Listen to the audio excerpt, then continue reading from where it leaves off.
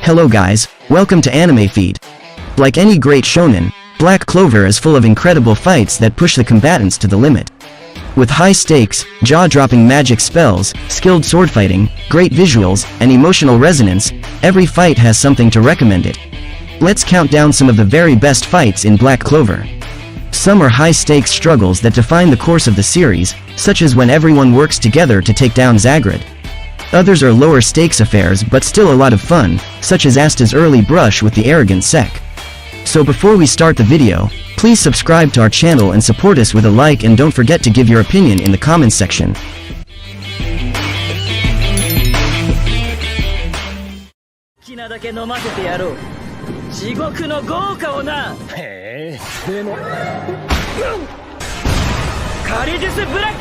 In the number 10, we have Mereoleona Vermilion vs Raya. Mereoleona Vermilion is one of the most exciting characters to watch in the series overall. With her magnetic and boisterous personality, she completely shines in the first time we really get a chance to see what she can do.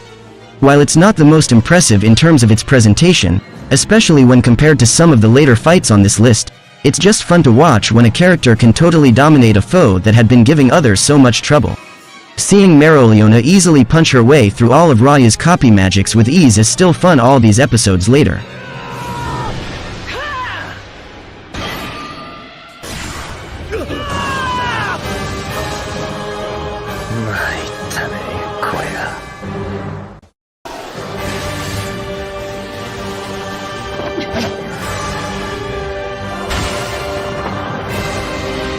And in the number 9, we have Noelle vs Kivin. When an elf named Kivin who indiscriminately goes after every human she comes across targets the Silva household, the siblings try their best to defend themselves. Unfortunately, most of what they try doesn't work. Kivin's compass magic lets her see through Nebra's self-multiplying, and Solid's attacks can't penetrate Kivin's magical aura. Nozzle does some damage with his mercury magic, but is felled by Kivin's needles. Ultimately, it's up to Noelle, who proves her strength by creating her Valkyrie dress spell. This allows her to finally knock out Kivin and protect her siblings. It's a real moment of reckoning for Noelle in which her siblings are forced to finally acknowledge her strength.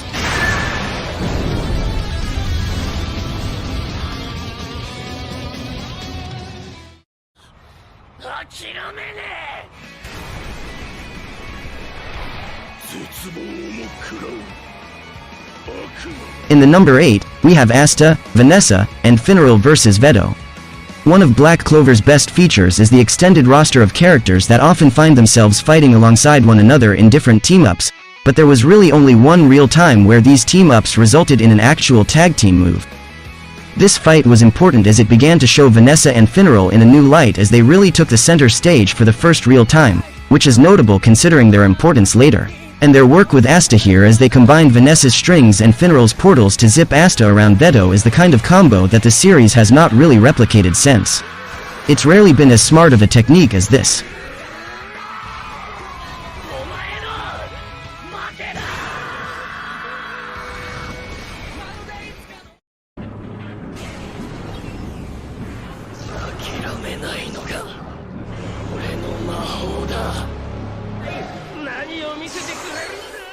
And in the number 7, we have Asta vs Ladros.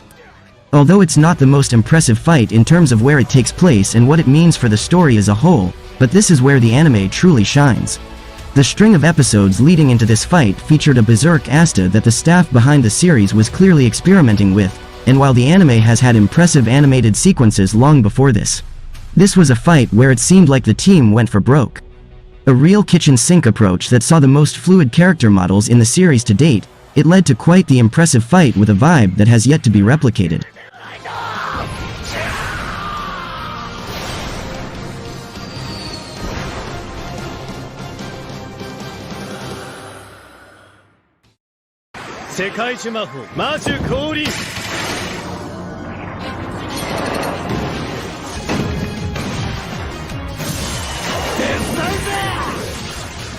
And in the number 6, we have Captains vs Captains. Admittedly, this fight is really only here because of just how much of a powerhouse it is in terms of visual presentation.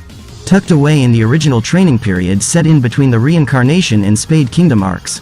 This fight is ultimately meaningless in the grand scheme of the anime's narrative overall, but makes up for it in being the only time we get to see the Magic Knight captains at full strength against one another. It's also special because it's something we only get in the anime, and thus just makes the overall experience pure fun. It's not a heavy fight, but pure entertainment.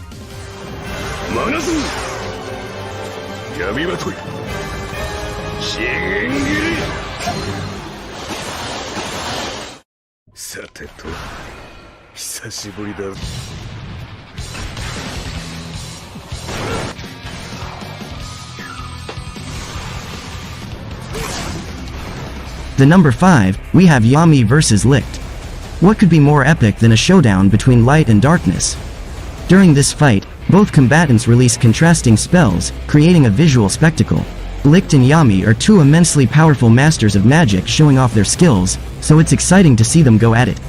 Though Yami doesn't ultimately win, Gauche does. By showing up at the last second to deliver the final blow, the fight is still a testament to Yami's skill, and proof that he deserves to be the leader of the Black Bulls. It also shows how dangerous of an opponent Licht is.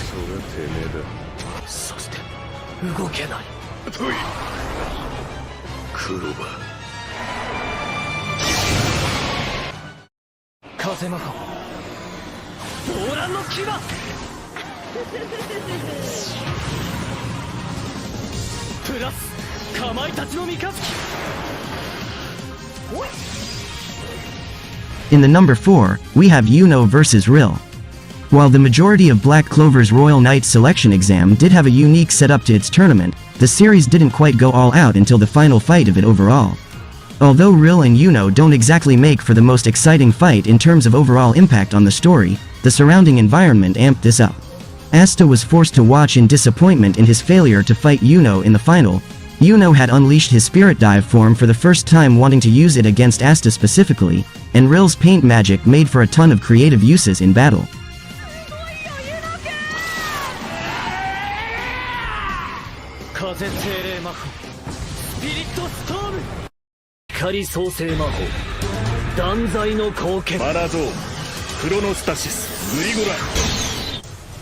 In the number 3, we have Julius Novachrono vs. Patry.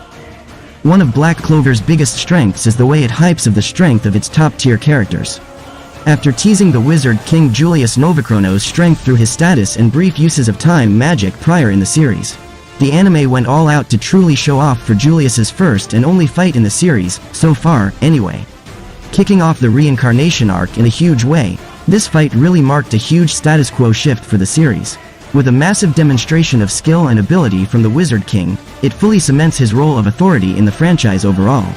It accomplishes quite a lot and carries a ton of weight for a single fight not involving the main character, and the visual presentation reflects this.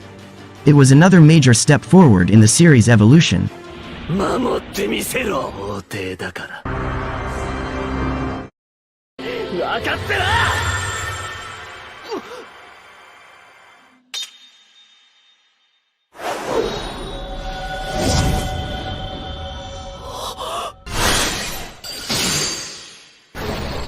In the number 2, we have Asta and Yuno vs. Licht. This fight does a great job at establishing just how obscenely powerful Licht is. Nothing they try works out. When Asta pulls out his Demon Dweller sword, Licht takes it before Asta can stop him. When Yuno uses spells like Spirit Storm, Licht simply absorbs them without taking damage. The fight leaves both of them exhausted and Asta heavily wounded. What's more, they're totally unable to deal Licht any damage. While it's sad to see the heroes fail, it's also interesting to see how they handle that failure, and how they grow from it.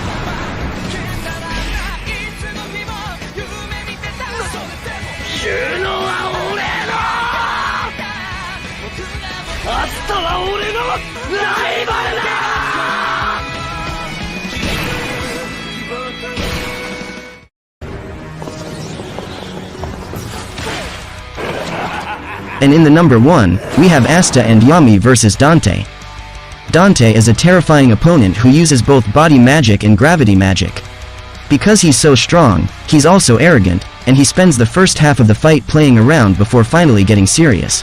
Yami puts up a great fight, dodging dangerous moves like Gravity Singularity and letting loose with moves like Death Thrust. But Dante's constant regeneration means that, ultimately, Yami needs Asta's help to beat him. Asta manages to beat Dante by imbuing Yami's katana with anti-magic and slashing at him. Because of the anti-magic, Dante can't regenerate. It's an epic fight, and the voice acting is incredible, too. You can tell that the actors are really into it. In fact, Asta's voice actor, Gakuto Kajiwara, said this about his performance with Yami's voice actor Junichi Sawabe. "We see Asta and Yami fighting together in the episode, but it really felt like we were both fighting together in that recording session.